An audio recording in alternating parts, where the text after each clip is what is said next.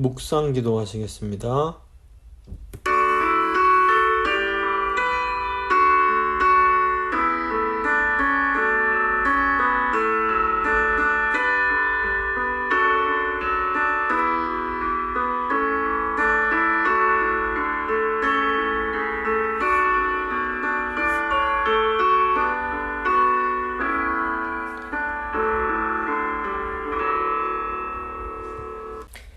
사도신경 고백합니다. 나는 전능하신 아버지 하나님, 천지의 창조주를 믿습니다. 나는 그의 유일하신 아들 우리 주 예수 그리스도를 믿습니다. 그는 성령으로 잉태되어 동정녀 마리아에게서 나시고 본디오 빌라도에게 고난을 받아 십자가에 못 박혀 죽으시고 장사된 지 사흘 만에 죽은 자 가운데서 다시 살아나셨으며 하늘에 오르시어 전능하신 아버지 하나님 우편에 앉아 계시다가 거기로부터 살아있는 자와 죽은 자를 심판하러 오십니다. 나는 성령을 믿으며 거룩한 공교회와 성도의 교제와 죄를 용서받는 것과 몸의 부활과 영생을 믿습니다. 아멘. 찬송가 353장입니다. 찬송가 353장 찬양하시겠습니다.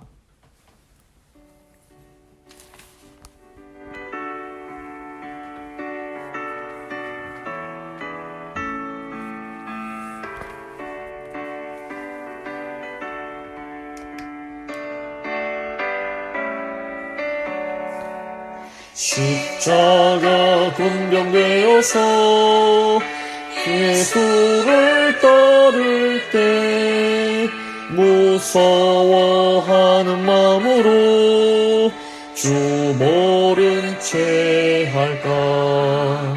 나의 주 그리스도 나를 속량했으니 나 십자가를 벗은 후 저 멸류관 쓰리. 무성도 피를 흘리며 큰 싸움 하는데 나 어찌 편히 누워서 상 받기 바랄까. 나의 주 그리스도 나를 속량했으니 나 십자가를 벗은 후 저 멸류관 쓰리. 이 죄악 많은 세상에 수많은 원수들 날 유혹하고 해치나 내 주만 따르리. 나의 주 그리스도 나를 속량했으니 나 십자가를 벗은 후 저 멸류관 쓰리. 나 멸류관을 쓰려고 몸 바쳐 싸울 때 주 내게 용기 주시사 이기게 하시네. 나의 주 그리스도 나를 속량했으니 나 십자가를 벗은 후 저 멸류관 쓰리. 승리의 그날 이르러 십자가 군병들 대가를 불러 영광을 주님께 돌리리. 나의 주 그리스도 나를 속량했으니 나 십자가를 벗은 후 저 멸류관 쓰리.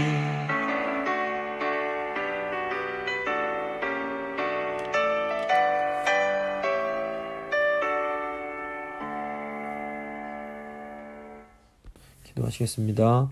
좋으신 하나님 감사합니다. 오늘도 저에게 하나님의 말씀을 주셔서 너무너무 감사합니다. 하나님 백성은 하나님의 말씀이 없으면 방향을 잃을 수밖에 없습니다. 주님, 이 시간 말씀 통해서 다시 한번 주님을 향한 저의 충성을 점검하게 하시고 마음의 옷깃을 저미게 하시고 다시 한번 예수님의 충성된 종이 되게 하시고 주님의 강한 군사들이 될 수 있도록 도와주시옵소서. 성령님, 이 시간 말씀 듣는 성도님들 한 분 한 분 마음 가운데 역사하셔서 이 말씀을 통해서 하나님의 음성을 들으실 수 있도록 주여 함께하여 주시옵소서. 주님께 모든 것 맡겨드리며 귀하신 예수 그리스도의 이름으로 기도합니다. 아멘. 오늘 주신 하나님 말씀은 역대상 11장 3절 말씀입니다. 역대상 11장 3절 말씀 제가 읽어드립니다.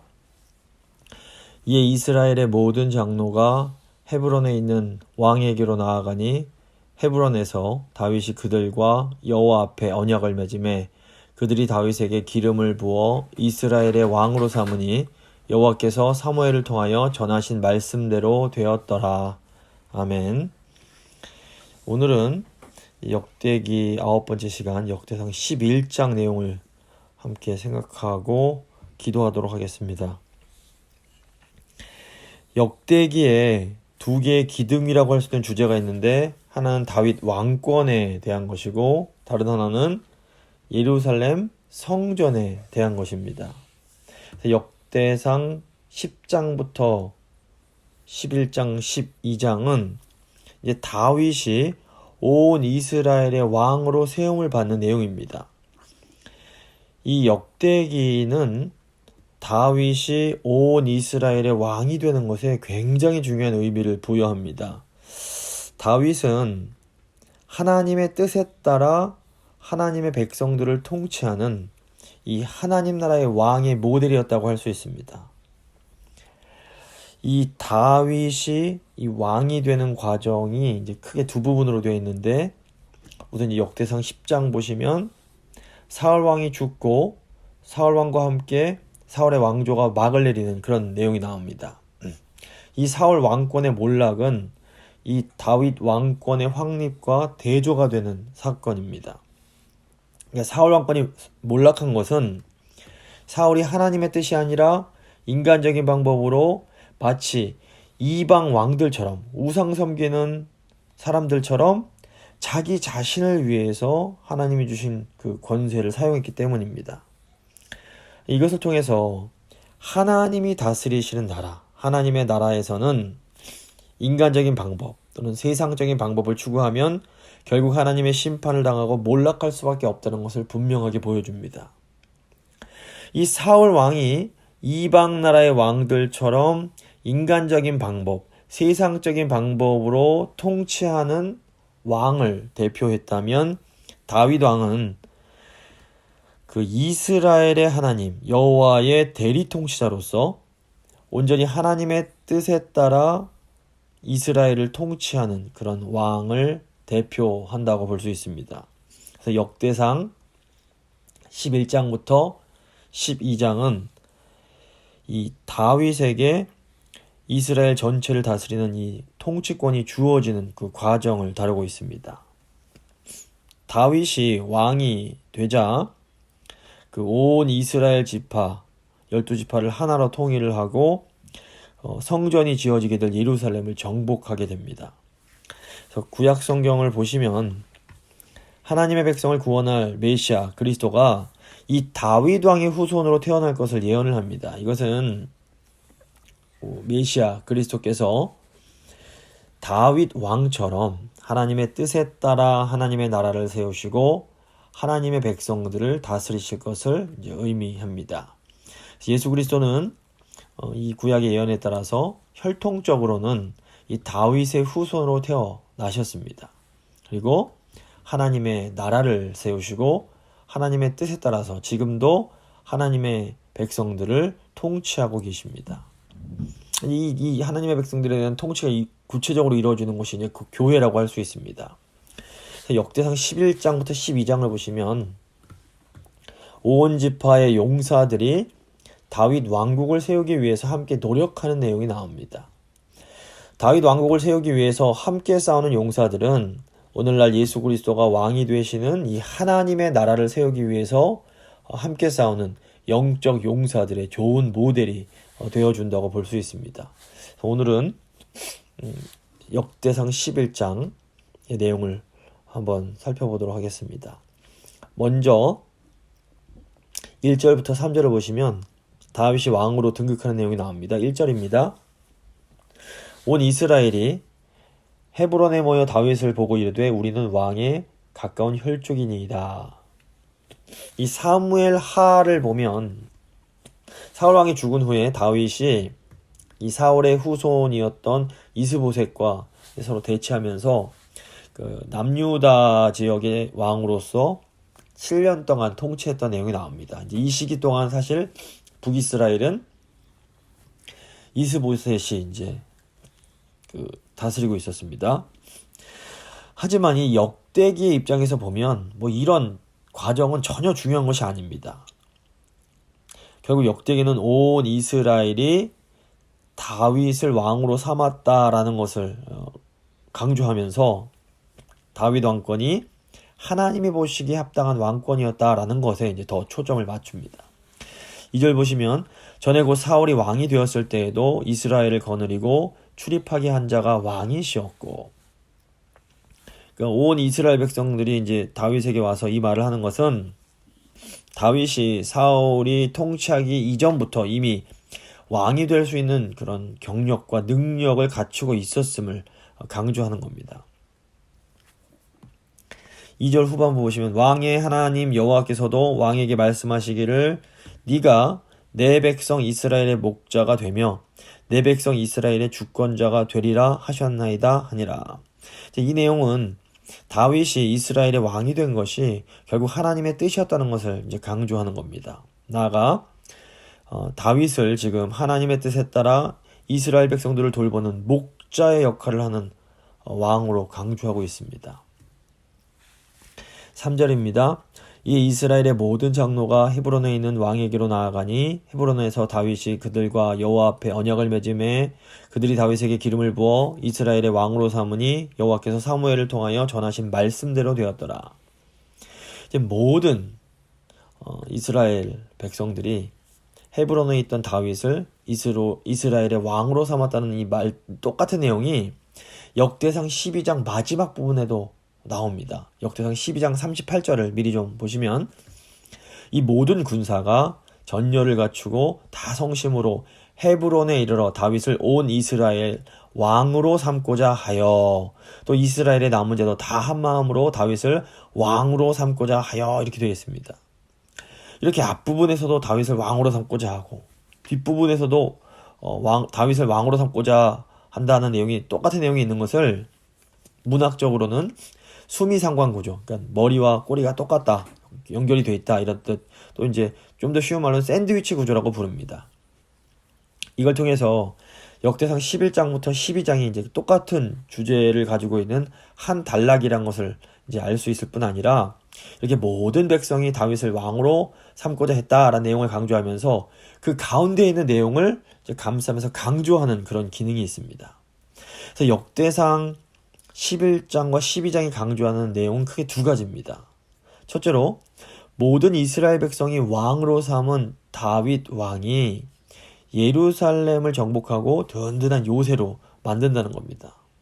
결국 여기 이제 성전이 세워지게 되는데 그 기틀을 다윗 왕이 잡았다, 이걸 강조합니다. 둘째로 이 일을 함에 있어서 모든 이스라엘 백성들, 특별히 용사들이 아주 중요한 역할을 했음을 강조합니다. 이런 강조를 통해서 이 역대기가 하고자 하는 그런 말이 무엇일까요? 역대기를 읽고 있는 이 포로 귀한 공동체들도 함께 힘을 모아서 성전이 있는 예루살렘을 든든하게 지키는 일에 힘을 모아야 한다라는 것을 강조하고 싶은 겁니다. 근데 이제 이 말씀이 오늘 21세기를 살아가는 하나님 백성들인 우리에게는 무슨 의미가 있을까요? 다윗의 자손이신 예수 그리스도를 왕으로 삼은 오늘날의 교회도 하나님 나라의 용사가 되어서 성전인 교회를 든든하게 세워가는 일에 함께 힘을 모아야 한다는 그런 의미가 있을 수 있습니다. 물론 이제 여기서 성전은 건물이 아니라 성도들의 모임으로서의 교회를 의미합니다. 그래서 하나님 나라의 용사들인 우리들은 하나님이 주신 은사와 달란트를 사용해서 교회를 든든하게 세워가기 위해서 노력을 해야 됩니다. 그래서 하나님께서 성도들에게 다양한 은사도 주시고 재능도 주십니다. 근데 하나님께서 은사를 주시는 가장 중요한 목적이 무엇인가 하면 신약 성경에 따르면 그것은 교회를 섬기고 세우기 위함입니다. 근데 이제 사람들이 이 목적을 망각하고 하나님이 주신 은사를 잘못 사용하면 이제 오늘 잠시 다루겠지만 오늘 말씀에 나오는 요압처럼 그 끝이 굉장히 비참할 수가 있습니다. 그래서 오늘 본문 말씀은 하나님의 은사를 받은 성도들이 어떻게 교회를 섬기고 세워가야 하는지에 대해서 굉장히 중요한 통찰을 준다고 볼 수 있습니다. 이제 4절부터 9절 보시면 예루살렘 점령과 그 중건에 대한 내용이 나옵니다. 4절 5절입니다. 다윗이 온 이스라엘과 더불어 예루살렘 곧 여부스에 이르니 여부스 땅의 주민들이 거기에 거주하였더라. 여부스 원주민이 다윗에게 이르기를 네가 이리로 들어오지 못하리라 하나 다윗이 시온산 성을 빼앗았으니 이는 다윗 성이더라. 왕이 된 다윗이 첫 번째로 한 일이 예루살렘 성읍을 정복한 겁니다. 이 예루살렘 성은 정말 천연의 요새로 되어 있어서 점령하기가 굉장히 어려운 아주 견고한 성읍이었습니다.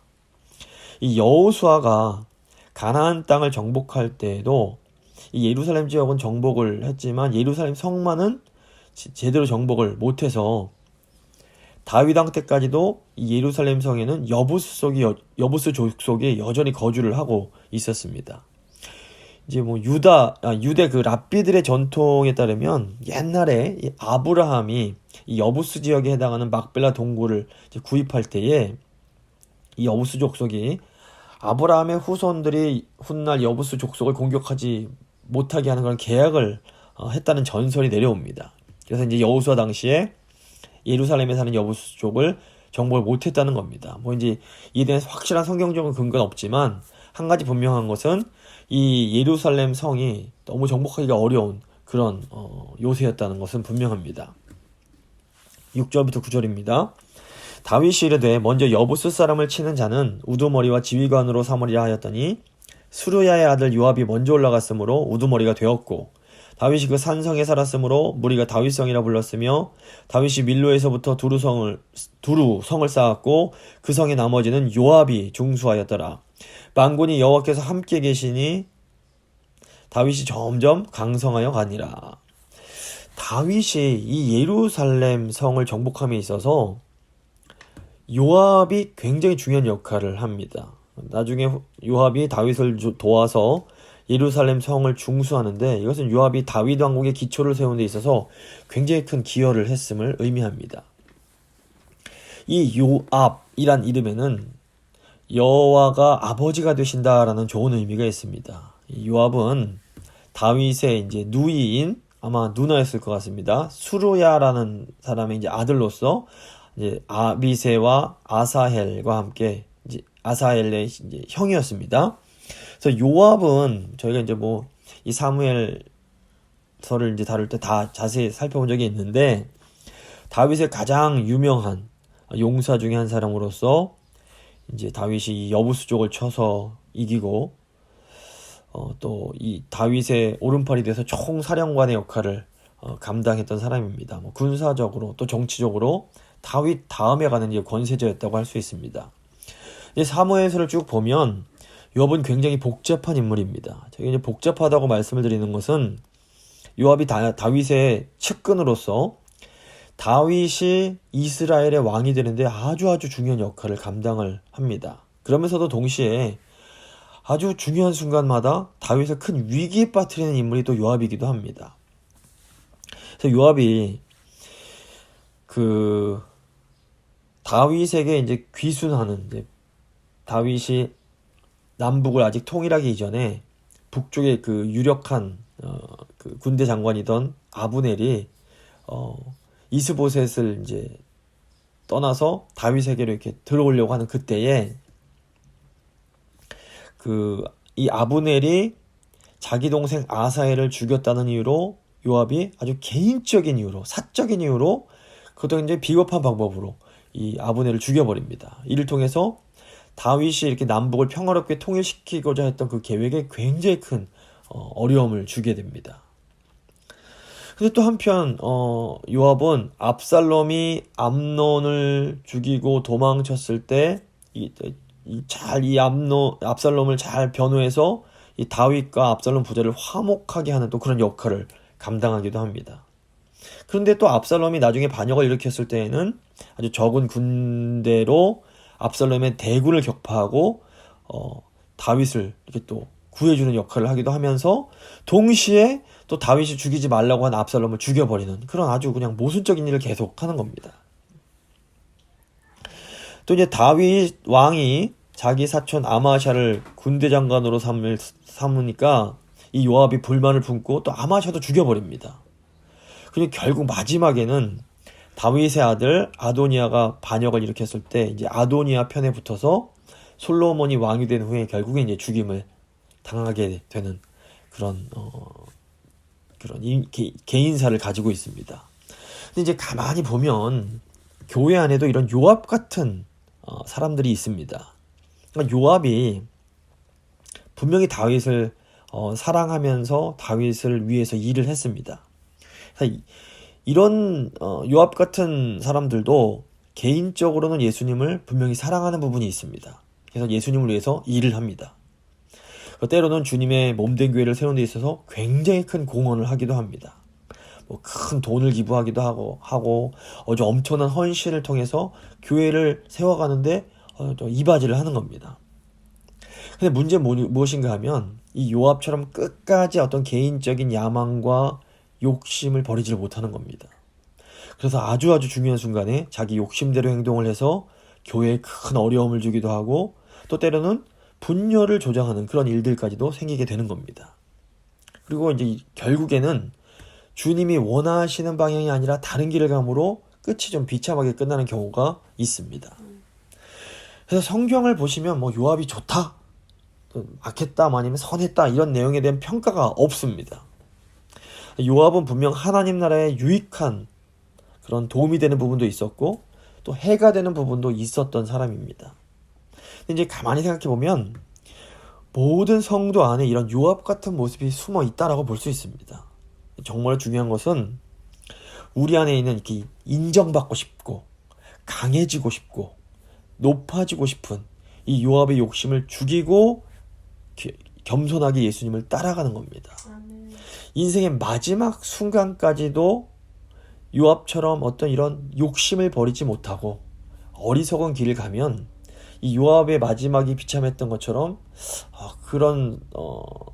그 인생의 그 끝이 굉장히 비참하고 초라할 수 있다는 것을 저희가 기억할 필요가 있습니다. 그래서 너나 할 것 없이 우리 안에는 요압과 같은 그런 개인적인 욕망, 개인적인 야망이 다 없을 수 없습니다. 그렇기 때문에 늘 십자가 앞에 가서 그것을 성령의 힘으로 주님의 도우심으로 죽이는 연습을 하는 것이 굉장히 중요합니다. 10절부터 47절 보시면 이제 남은 다윗의 용사들이 나옵니다. 다윗의 왕국이 세워지는데 굉장히 큰 공을 세운 사람들입니다. 10절 말씀입니다. 다윗에게 있는 용사의 우두머리는 이러하니라. 이 사람들이 온 이스라엘과 더불어 다윗을 힘껏 도와 나라를 얻게 하고 그를 세워 왕으로 삼았으니 이는 여호와께서 이스라엘에 대하여 이르신 말씀대로 함이었더라. 먼저 11절부터 19절을 보시면 다윗을 도왔던 세 용사가 소개됩니다. 이 세 용사는 다윗의 정예 부대인 30인을 통솔하는 지도자들이었습니다. 우선 11절 보시면 야소보암이 나오는데 이 사람은 한 번에 300명을 죽일 정도로 어마어마하게 싸움을 잘했던 용사였던 것 같습니다. 11절 보시면 다윗에게 있는 용사의 수요가 이러하니라. 학몬 사람의 아들 야소보암은 30명의 우두머리라 그가 창을 들어 한꺼번에 300명을 죽였고 또 이제 12절에 나오는 엘르아살도 하나님의 도우심을 힘입어서 하나님의 백성들을 보호했던 그런 용사였습니다. 12절부터 14절입니다. 그 다음은 아호와 사람 도도의 아들 엘르아살이니 세 용사 중 하나이라. 그가 바스담밈에서 다윗과 함께 있었더니 블레셋 사람들이 그곳에 모여와서 치니 거기에 보리가 많이 난 밭이 있더라. 백성들이 블레셋 사람들 앞에서 도망하되 그가 그 밭 가운데서 서서 그 밭을 보호하여 블레셋 사람들을 죽였으니 여호와께서 큰 구원으로 구원하심이었더라. 이제 오늘 역대기서에는 세 번째 용사 이름은 소개가 되지 않습니다. 근데 사무엘하 23장 11절 보시면 이 용사의 이름이 삼마였고, 삼마도 굉장히 용맹한 사람이었습니다. 근데 뭐 사실 중요한 것은 뭐 이 세 사람의 개개인적으로 어떤 사람이었는가가 아닙니다. 하나님의 나라를 세운 데 있어서 중요한 역할을 하는 그런 영적인 용사와 같은 분들이 있습니다. 예수님의 제자들 중에서도 12제자가 있었지만 예수님께서 늘 함께 데리고 다니시던 3명의 제자가 이제 있었습니다. 그래서 이 교회를 세워감에 있어서도 다른 성도들보다 더욱 헌신하며 더 중요한 역할을 감당하는 이 세 용사와 같은 성도들이 이제 있습니다. 근데 이제 주님께서 이런 성도들, 이 세 용사와 같은 성도들을 어떻게 바라보시는지에 대한 그런 암시가 15절부터 19절에 나옵니다. 15절부터 17절 보시면 30우두머리 중 세 사람이 바위로 내려가서 아둘람굴 다윗에게 이를 때에 블레셋 군대가 르바임 골짜기에 진쳤더라. 그때 다윗은 산성에 있고 블레셋 사람들의 진영은 베들레헴에 있는지라. 다윗이 갈망하여 이르되 베들레헴 성문 곁 우물물을 누가 내게 마시게 할꼬 하매. 이제 아마도 다윗이 사울 왕에게 쫓겨서 아둘람 지역에 있을 때였던 것으로 보입니다. 이때 이제 다윗이 베들레헴 성문 곁 우물물을 먹고 싶어 했습니다. 그러자 이 세 용사가 이 다윗 왕을 위해서 생명을 걸고 적진에 들어가서 그 물을 길어옵니다. 저희가 이제 사무엘서에도 또 다뤘던 내용인데 18절 보시면 이 세 사람이 블레셋 사람들의 군대를 돌파하고 지나가서 베들레헴 성문 곁 우물물을 길어가지고 다윗에게 왔으나. 그러니까 다윗을 향한 이 세 용사의 충성은 정말로 엄청난 것이었고 대단한 것이었습니다. 주목할 것은 이 세 용사의 충성에 대한 다윗의 반응입니다. 18절 후반부입니다. 다윗이 마시기를 기뻐하지 아니하고 그 물을 여호와께 부어드리고 이르되 내 하나님이여 내가 결단코 이런 일을 하지 아니하리이다. 생명을 돌보지 아니하고 갔던 이 사람들의 피를 어찌 마시리이까 하고 그들이 자기 생명도 돌보지 아니하고 이것을 가져왔으므로 그것을 마시기를 원하지 아니하니라. 세 용사가 이런 일을 행하였더라. 그러니까 다윗은 세 용사가 자기를 위해 목숨을 걸고 가져온 물을 마시지 않았습니다. 아니 이제 다윗은 이들이 생명을 걸고 가져온 그 물을 마실 수가 없었던 겁니다. 다윗이 그 물을 용사들의 피라고 부르면서 여호와께 부어드립니다. 여기서 하나님께 부어드렸다라는 말은 제단에 바치는 제물로서 하나님께 드렸다, 바쳐졌다 이런 의미입니다.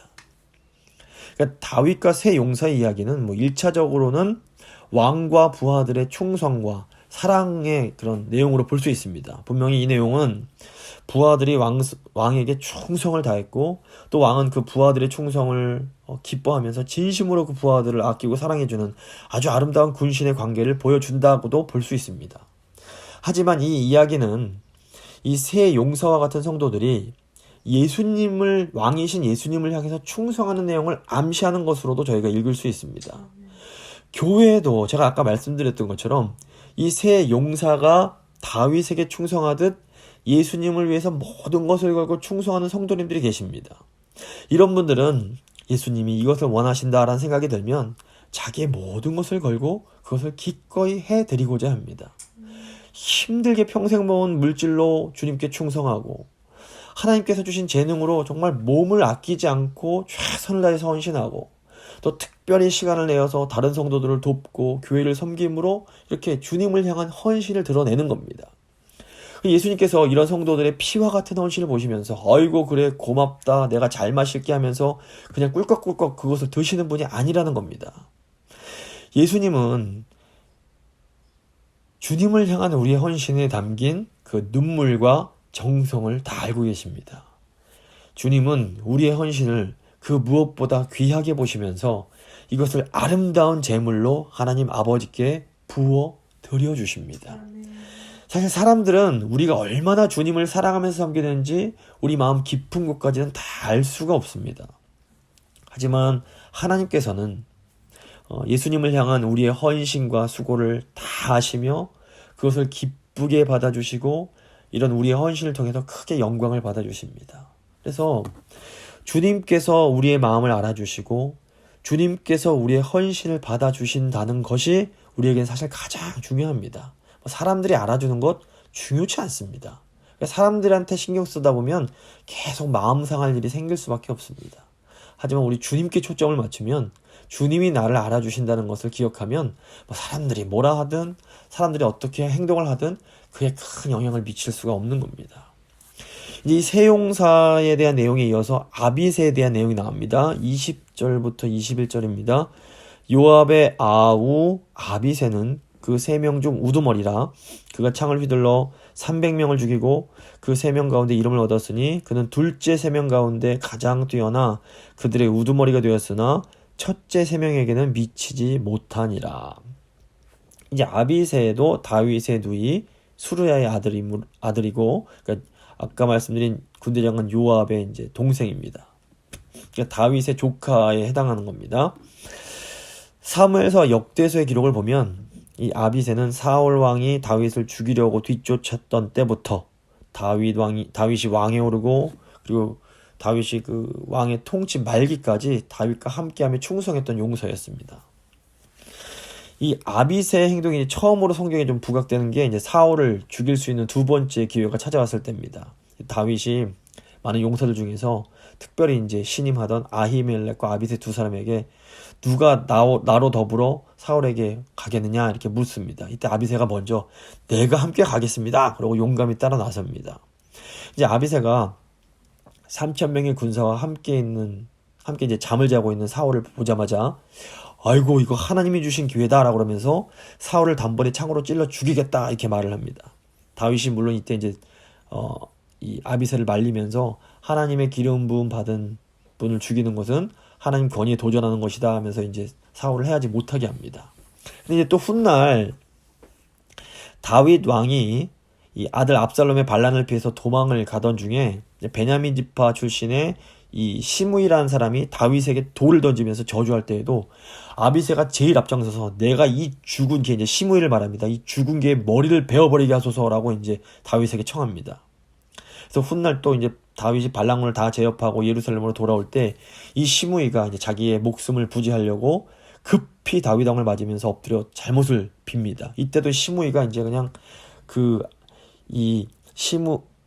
이때도 아비새가 이 시므이의 간사한 행동을 보다 못해 신하들 중에 제일 먼저서 시므이가 여호와의 기름 부으신 자를 저주하였으니 죽어 마땅합니다 라고 하면서 이제 또 이 시므이를 죽여버리자 이렇게 말을 합니다. 이걸 보면 아비새가 굉장히 다혈질이지만 의협심이 강하고 또 다윗에 대한 이 충성심이 굉장히 강한 사람이었음을 알 수가 있습니다. 이 아비새는 압살롬의 반란이 일어났을 때에도 이 반란을 진압하는 3명의 장수 중에 이제 한 명이었습니다. 또 아비새가 뭐 이스라엘 남쪽 에돔을 정벌 할 때에도 그 염곡, 그 소금 골짜기에서 에돔 사람 18,000명을 이제 쳐 죽이는 일을 하게 되고 또 블레셋이 다시 이스라엘 공격했을 때 이 블레셋 그 장수 중에 이스비브노비라는 이제 사람이 이제 다윗을 죽이려고 했는데 이때 이제 다윗을 구하고 그를 죽인 역할을 했습니다. 그러니까 굉장히 아비새가 다윗에게 충성하면서 많은 일들을 했던 겁니다. 그 오늘 본문에서도 아비새가 창을 들어서 300인을 죽였다라고 말이 나오는데 사무엘하 23장 보면 이 아비새가 사람들로부터 존귀한 자, 가장 존귀한 자라는 칭함을 받을 정도로 아주 정말 귀한 많은 일들을 했습니다. 그럼에도 불구하고 이 아비새는 완전한 인물은 아니었습니다. 아까부터 말씀드린 것처럼 다윗이 이 당시 북쪽 사울 왕가의 장관이던 아브넬의 투항을 받아들여서 남쪽과 북쪽을 평화롭게 통일시키고 싶어 할 때에 이 의협심이 강했던 아비새는 동생 아사엘을 죽인 저 아브넬을 그냥 둘 수 없다라는 이유로 형 요압과 함께 이제 다윗에게 투항했던 아브넬을 죽이는 데 동참하게 됩니다. 이제 오늘 말씀 보면 아비새는 첫 세용사에는 미치지 못했다라고 나옵니다. 하지만 아비새도 훌륭한 용서였으면 틀림없었고 다윗 왕국을 세움에 있어서는 중요한 역할을 했습니다. 네, 교회도 이 아비새처럼 성격은 좀 급하고 다혈질적이지만 또 의협심이 강한 분들이 있습니다. 이제 이런 분들의 약점이 무엇인가 하면 이 급한 성격 때문에 종종 실수를 이제 할 수 있다는 겁니다. 근데 사실 따지고 보면 예수님의 수지자 베드로도 그 다혈질적인 성격 때문에 종종 실수를 저지르곤 했습니다. 근데 중요한 것은 하나님께서는 이런 기질을 가진 사람들까지도 다 사용하셔서 주님의 몸된 교회를 세우시고 하나님의 그 뜻을 이루어 가신다라는 겁니다. 그러니까 그 어떤 한 부분만 보고 그 사람의 전체를 평가하는 그런 일을 하지 않도록 여기 좀 조심할 필요가 있습니다. 22절과 23절입니다. 이제 분하야가 나옵니다. 갑스엘 용사의 손자 여호야다의 아들 분하야는 용감한 사람이라. 그가 모압 아리엘의 아들 둘을 죽였고 또 눈 올 때에 함정에 내려가서 사자 한 마리를 죽였으며 또 키가 큰 애굽 사람을 죽였는데 그 사람의 키가 5규빗이요 그 손에 든 창이 배틀채 같으나 그가 막대기를 가지고 내려가서 그 애굽 사람의 손에서 창을 빼앗아 그 창으로 죽였더라. 이 분하야는 여호와께서 세우셨다라는 그런 뜻이 있습니다. 이제 다윗의 군대 장관이 된 사람이 이제 요압이 있고 아비새가 있고 그 다음으로 분하야였습니다. 이 분하야는 오늘 말씀에 보는 것처럼 키가 5규빗이나 되는 엄청나게 큰 애굽 장사를 그 막대기로 싸워서 이길 만큼 아주 싸움을 잘하는 용사였습니다. 그럼에도 이제 분하야도 그 첫 세 용사에는 미치지 못했다라고 나옵니다. 24절입니다. 여호야다의 아들 분하야가 이런 일을 행하였으므로 세 용사 중에 이름을 얻고 30명 중에서는 뛰어나나 첫째 세 사람에게는 미치지 못하니라. 다윗이 그를 세워 시위대장을 삼았더라.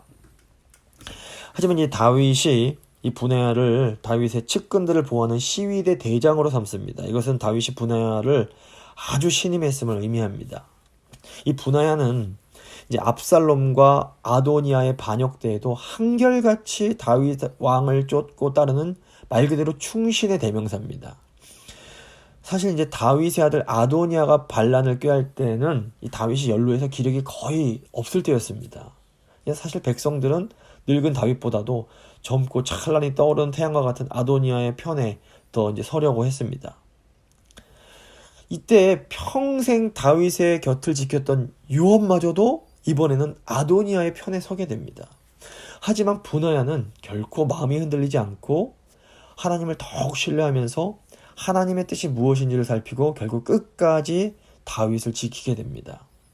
근데 교회도 보면 이렇게 대세에 막 마음이 흔들리지 않고 끝까지 아주 그냥 올곧게 주님을 따르는 분들이 계십니다. 이런 분들은 결국 하나님의 큰 칭찬을 들으시게 될 겁니다. 26절부터 47절을 보면 이제 다윗의 다른 많은 용사들의 이름이 쭉 나옵니다. 여기 보면 그 군대 장관 요압의 무기를 잡았던 사람의 이름도 나오고 저희가 잘 알지 못하는 굉장히 많은 사람들의 이름이 나옵니다. 근데 다윗 왕국이 이렇게 성공적으로 세워질 수 있었던 것은 요압, 아비새, 분하야 같은 이런 유명한 장군들뿐 아니라 이런 우리가 잘 알지 못하는 모든 용사들의 충성이 있었기 때문에 가능했던 겁니다. 주목할 것은 이제 39절 보시면 암몬 사람 셀렉이 나오고 41절에는 햇사람 우리야, 저희가 잘 알고 있는 이름입니다. 바세바의 남편입니다. 그 46절에 나오는 모압 사람 이드마가 나오는데 이 모두 암몬, 헷, 모압 이렇게 이방 출신이라는 겁니다. 그러니까 이스라엘 12지파 출신들만 다윗에게 충성하면서 다윗 왕국을 세운 게 아닙니다. 저희가 구약 성경을 보면 이렇게 이스라엘 민족, 즉 유대인과 이방인 사이의 구별을 아주 중요하게 생각하는 것처럼 보입니다. 하지만 이 구별은 사실 어떤 육신적인 혈통 자체 때문이 아니라 여호와 하나님을 향한 신앙 때문이라는 것을 결코 잊어서는 안 됩니다. 그래서 구약 성경을 창세기부터 봐도 꼭 이스라엘 민족 출신이 아니라고 해도 여호와 하나님을 향한 믿음이 있는 사람이라면 누구든지 하나님 백성이 될 수 있었습니다. 사실 하나님께서 이스라엘 민족을 하나님의 나라로 삼으신 목적도 이 이스라엘이 제사장 나라가 되어서 하나님을 모르는 이방 나라들에게 하나님의 도를 전하고 그들을 하나님께로 돌아오게 하는 이 복음의 통로 역할을 하기 위함이었음을 저희가 기억해야 합니다. 그래서 하나님께서 원하시는 이 다윗 왕국이 이렇게 든든히 세워지기까지는 엄청나게 많은 용사들이 필요했습니다. 이 용사들은 저마다 재능과 강점을 갖고 있었지만 그렇다고 또 모든 면에서 온전한 사람은 없었던 겁니다. 그럼에도 하나님은 이 모든 크고 작은 용사들을 사용해서 하나님의 나라인 다윗 왕국을 이제 세워 가십니다. 말씀을 마무리 져 보겠습니다. 오늘 본문은 다윗이 온 이스라엘의 왕이 되고 다윗 왕국이 세워져 가는 내용입니다. 다윗 왕은 하나님의 뜻대로 하나님의 백성들을 다스리는 왕으로서 훗날 다윗의 후손으로 오신 예수 그리스도를 예표하는 인물입니다. 따라서 다윗 왕국이 세워지는 과정은 하나님의 나라가 세워지는 과정을 상징한다라고도 저희가 볼 수 있습니다. 그래서 다윗 왕국이 세워지기까지 보면 많은 용사들의 재능과 헌신이 필요했습니다. 오늘날에도 예수 그리스도의 몸된 교회가 세워지기까지 하나님의 나라가 이루어지기까지는 많은 성도들의 재능과 헌신이 필요합니다. 그래서 모든 성도들은 하나님께서 각자에게 주신 은사와 재능을 사용해서 교회를 세워가야 됩니다. 물론 또 그렇다고 해서 모든 성도가 또 이렇게 완전하거나 완벽한 것은 아닙니다. 요압처럼 굉장히 뛰어난 재능과 힘이 있어도 개인적인 야망으로 인해서 그 끝이 비참한 사람도 있을 수 있고, 한편 요압의 동생 아비새처럼 성질은 좀 급하지만 주님께 끝까지 충성하는 사람도 있고, 또 분하이처럼 처음부터 시종일관 끝까지 흔들리지 않고 주님께 올곧이 충성하는 그런 분들도 있을 수 있습니다. 중요한 것은 우리 하나님께서 이런 모든 사람들을 다 사용하셔서 이 땅에 그리스도의 몸된 교회를 세우시고 하나님의 뜻을 이루어 가신다라는 겁니다. 지금도 이 일이 계속되고 있습니다. 그래서 중요한 것은 저희가 얼마나 큰 달란트, 얼마나 큰 은사, 얼마나 많은 것들을 소유하고 있는가가 아닙니다. 하나님은 오늘 말씀 보시는 것처럼 저희는 모르지만 하나님은 이 이름 모를 용사들까지도 다 기억하고 계시고 다 그들의 그런 것들을 받아주십니다. 저희가 달란트 비율을 봐도 뭐 1달란트 받은 자, 뭐 5달란트 받은 자, 10달란트 받은 자, 이게 얼마나 많이 받았느냐가 중요한 것이 아니라 하나님께서 주신 것으로 얼마나 정말 신실하고 충성되이 행했느냐가 중요합니다. 그래서 이 시간 저희가 기도할 때 하나님, 저희도 하나님께서 나에게 맡겨주신 재능과 은사를 사용해서 주님의 몸된 교회를 세우고 이 땅에 하나님의 뜻을 이루어갈 수 있기를 원합니다. 주님, 저희를 사용하시고 저희를 통해서 영광받아 주시옵소서. 저희 교회를 사용하여 주시옵소서. 한번 간절히 기도하도록 하겠습니다.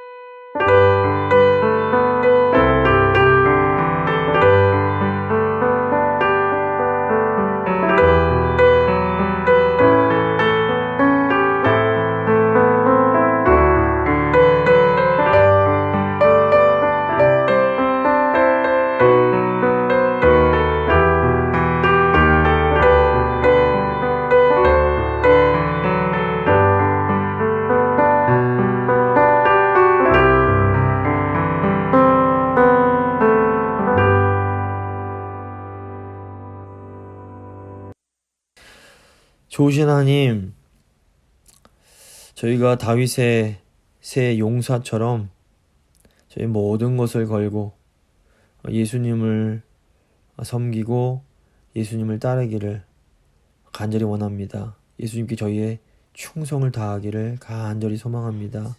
하나님, 저희가 가는 발걸음을 주께서 지켜주시옵소서. 하나님, 저희에게 요압이나 아비새나 분야와 같은 그런 대단한 어떤 재능과 힘이 없을지라도 아버지, 주님께서 저에게 주신 것 제가 최선을 다해서 사용함으로 주님을 섬기고 교회를 세울 수 있도록 주님 도와주시옵소서. 주님께서는 저희의 마음을 아시는 분이시고 저희 깊은 생각까지도 헤아리는 분이심을 저희가 믿습니다. 사람들은 몰라줄지라도 주님을 향해서 헌신하는 저희의 마음을 주께서 기억해 주시고 받아주시고 저희를 통해서 영광 받아 주시옵소서. 하나님, 저희 교회에 분하회처럼 충성하며 헌신하는 성도님들 계십니다.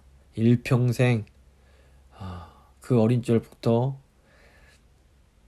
노년에 이르기까지 주님만 바라보면서 살아오신 주의 백성들이 계십니다. 주여, 그 마음을 기쁘게 받아주시고 아버지, 착하고 충성된 종이라고 아버지 칭찬해 주시기를 간절히 원합니다. 저희 성도님들 이 땅에 계실 때에 분하회처럼 끝까지 신실하게 주님 잘 섬기실 수 있도록 주여 끝까지 함께 해주시고 힘을 더하여 주시옵소서. 또 젊은 성도들도 아버지, 우리 어른들이 가신 길 잘 본받아서 정말 마지막까지 주님께, 오직 주님께 충성하는 저희 교인들 다 될 수 있도록, 그래서 저희 교회가 하나님께 다 한 분 한 분 다 착하고 충성된 종이라고 칭찬받는 교회 될 수 있도록 주여 함께하여 주시옵소서. 하나님 은혜 감사드리며 귀하신 우리 주 예수 그리스도의 이름으로 기도합니다. 아멘. 찬송가 355장입니다. 찬송가 355장 찬양하시겠습니다.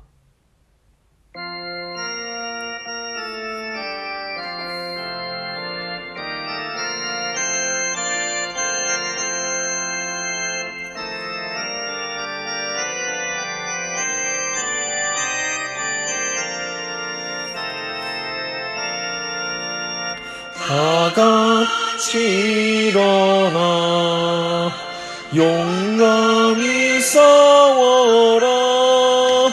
저 마귀 물리친 옛 성도들 같이 그 어떤 고난 당해도 주 영광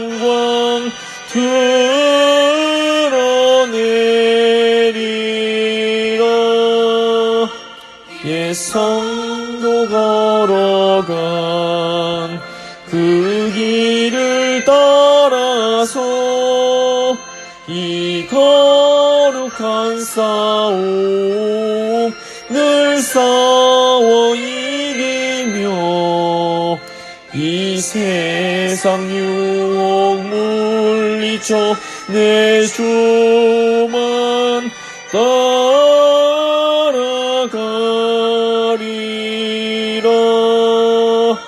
힘차게 나가자. 큰 싸움 할 때에 이김에 강한 손 내 능력 되시면 저 마귀는 물리쳐 늘 승리하게 되리라. 주님만 의지해 힘차게 나가자.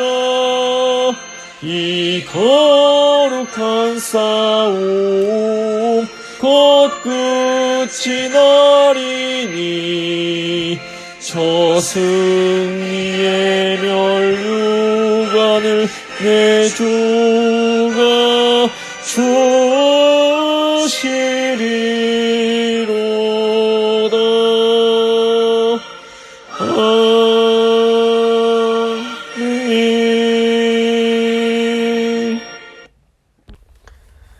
주님 가르쳐 주신 기도로 예배 마치도록 하겠습니다. 하늘에 계신 우리 아버지, 아버지의 이름을 거룩하게 하시며 아버지의 나라가 오게 하시며 아버지의 뜻이 하늘에서와 같이 땅에서도 이루어지게 하소서. 오늘 우리에게 일용할 양식을 주시고 우리가 우리에게 잘못한 사람을 용서해 준 것 같이 우리 죄를 용서해 주시고 우리를 시험에 빠지지 않게 하시고 악에서 구하소서. 나라와 권능과 영광이 영원히 아버지의 것입니다. 아멘.